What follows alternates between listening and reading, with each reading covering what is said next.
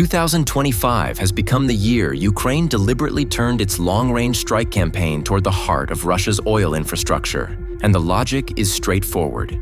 The more fuel facilities that burn, the less oil Russia has to supply its army, its economy, and the war chest sustaining the invasion. Oil remains the final pillar keeping Moscow's war effort afloat. In a single night, Ukraine dismantled yet another portion of that pillar. Between December 13th and December 14th, waves of Ukrainian drones struck deep inside Russia, triggering explosions and fires at critical oil and energy sites. Air raid sirens echoed, regional authorities scrambled, and once again, Ukraine demonstrated to ordinary Russians that their president has dragged war onto their soil and cannot prevent Ukraine from methodically dismantling the infrastructure that fuels both the military and everyday civilian life. From Uryupinsk in the Volgograd region, where an oil depot erupted in flames, to refineries in Krasnodar Krai and Yaroslavl, and even a thermal power plant in Smolensk supplying electricity to civilians, Ukraine made it clear. Anything sustaining Russia's war effort is now a legitimate target. According to reports from New Sky and UNN, Ukrainian drones entered Volgograd airspace around midnight Kyiv time, followed by explosions heard across Uryupinsk and towering flames rising from the struck depot. These attacks are not symbolic. They directly weaken Russia in multiple ways. Fuel destroyed is fuel that never reaches the front, forcing Russia to reduce mechanized assaults and rely more heavily on costly infantry advances. At the same time, every burning depot represents lost export capacity and lost revenue, compounding economic pressure on the state and the military alike. Even Russian officials, who often downplay such strikes, were forced to acknowledge the attack. Volgograd Governor Andriy Bakharov confirmed the fire, while repeating the familiar claim that it was caused by falling drone debris.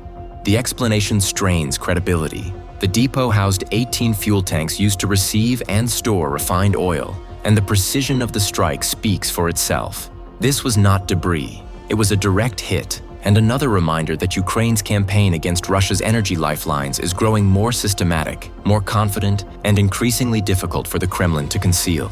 The fuel destroyed in Uryupinsk appears to serve the city itself, meaning Russia will now be forced to reroute supplies from elsewhere to prevent local shortages. And Ukraine did not stop there. On the night of December 13th into December 14th, Russian oil refineries were once again firmly in Ukraine's crosshairs. According to New Sky, Russian media reported drone strikes on refineries in Krasnodar Krai and Yaroslavl, with the latter standing out as particularly significant. Ukrainian drones reportedly struck the Slavneft Yanos refinery, one of the largest oil refineries in Russia.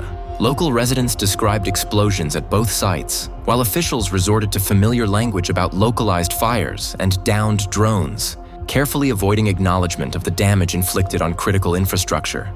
In Krasnodar Krai, Ukraine struck the Afipsky refinery, a frequent target since the summer. Energy News Beat notes this was the sixth strike on the facility since July, contributing to an estimated 20 to 30% drop in output. Despite claims of effective air defenses, residents reported broken windows, violent vibrations, and loud blasts, clear indicators that the explosions occurred on the ground, not in the air. Ukraine's drones hit their marks, once again exposing how vulnerable Russia's refinery network remains. This broader campaign has been relentless.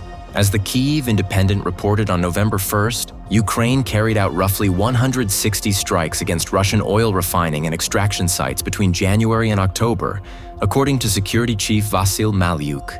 At least 20 of those occurred in September and October alone, targeting oil terminals, fuel depots, pumping stations, and 6 refineries. Malyuk was explicit about the rationale. Oil extraction and refining generate around 90% of Russia's defense budget, funding the war through what he called dirty petro-rubles.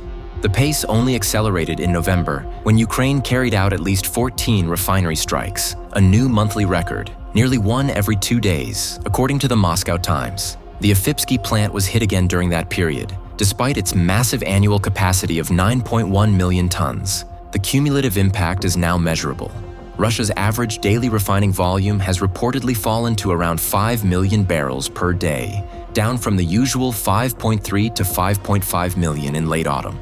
December is not yet over, but with multiple successful strikes in a single night, Ukraine shows no sign of easing pressure. That pressure has also extended to power generation. As seen in Smolensk, where drones struck a thermal power plant on December 11th. While Russia labeled the attack terroristic, outlets like UNN note the plant's importance to military-linked chemical production, including nitrates and ammonia used in explosives. Ukraine has not claimed responsibility, but the logic is clear. After years of Russia using electricity and heat as winter weapons against Ukrainian civilians, leaving around 1 million homes without power as recently reported by the BBC, Ukraine is responding in kind. Strikes like Smolensk sit squarely in a moral gray zone, but they reflect a reality Russia itself created by turning energy infrastructure into a battlefield. Many will argue that Ukraine is simply administering the same bitter medicine Russia has forced on it every winter since the invasion began. Ukraine can also justify strikes like the one on the Smolensk thermal power plant by pointing to its role in supporting Russia's military-industrial complex. Even so, attacks on civilian-linked energy infrastructure place Ukraine in a legal and moral gray zone, which helps explain why Kyiv rarely claims responsibility. Still, the oil and energy strikes that dominate headlines are only one part of a much broader offensive. In a December 14th Facebook post, Ukraine's general staff revealed that it simultaneously struck a range of military targets across Russian-occupied territory. In Zaporizhzhia, Ukrainian forces destroyed a facility used by Russian drone operators and disabled a missile system critical to a Tor M2 air defense unit. In occupied Donetsk, command posts belonging to Russia's 76th Air Assault Division were eliminated, along with a radar station and 2 electronic warfare systems. Crimea was also hit again, with Ukraine striking fuel bases and key radar components supporting S-300 and S-400 air defense systems.